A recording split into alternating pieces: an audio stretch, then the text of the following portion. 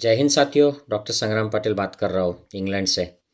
साथियों, नरेंद्र मोदी जब अमेरिका गए थे तो वाशिंगटन में भारतीय मूल के लोगों को संबोधित करते हुए उन्होंने वाशिंगटन के कैनेडी सेंटर में एक स्पीच में कहा कि भारत में हर साल एक आईआईएम और एक आईआईटी खुल रहा है। तो ये बहुत बड़ा स्टेटमेंट था। काफ़ी सारे लोगों को ये गलत ही लगा था और ये लोगों ने जाहिर भी किया था सोशल मीडिया पर। हालांकि मेन मीडिया तो उसी स्टेटमेंट को बता रहे थे कि अमेरिका में मोदी बॉस, और ऐसे गोदी मीडिया की सारी जो प्रचार यंत्रणा है ये ऐसे काम कर रही थी। तो हमारे महाराष्ट्र के एक ज्येष्ठ जर्नलिस्ट है, उनका नाम है डॉक्टर कुमार केतकर।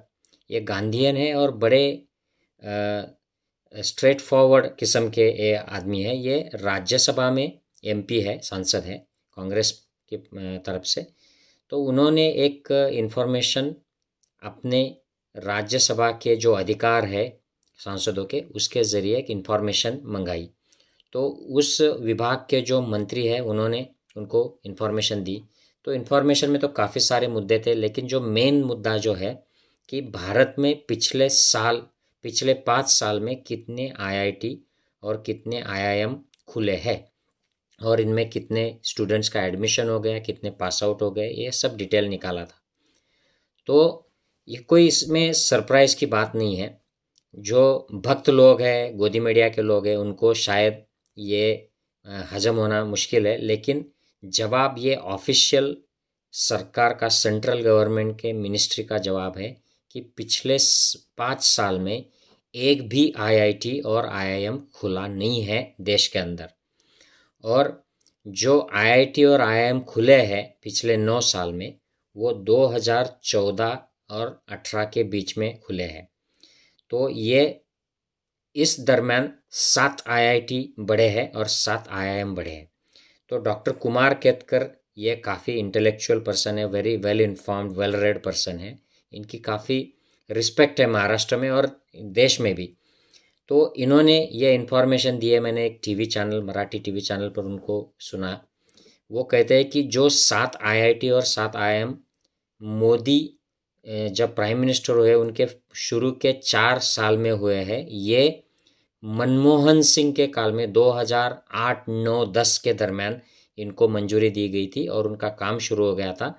ये काम कंप्लीशन मोदी जी जब प्राइम मिनिस्टर हो गए उस दरमियान उनके शुरू के काल में हो गए और उन्होंने ये क्लेम कर दिया कि ये आईआईएम और आईआईटी हमने खोल दिया है। और वो आगे कहते हैं कि जैसे आसाम की जो रेलवे हो गई थी वो भी उन्होंने क्लेम कर दिया कि ये हमने ही बना दी, या और कुछ चीज़ें जो उनके कार्यकाल के दरमियान जिनका उद्घाटन हुआ वो उन्होंने क्लेम कर दिया कि ये हमने बनाई है, लेकिन ये उन्होंने नहीं बनाई थी।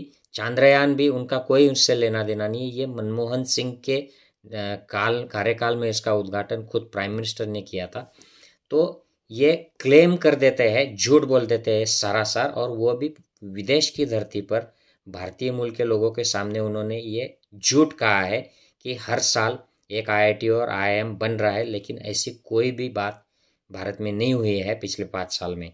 और जो उसके पहले के 4 साल में 7 आईआईटी 7 आईआईएम हुए हैं, ये मनमोहन सिंह सरकार के दरमियान इनको मंजूरी मिली थी और इनका काम भी शुरू हो गया था।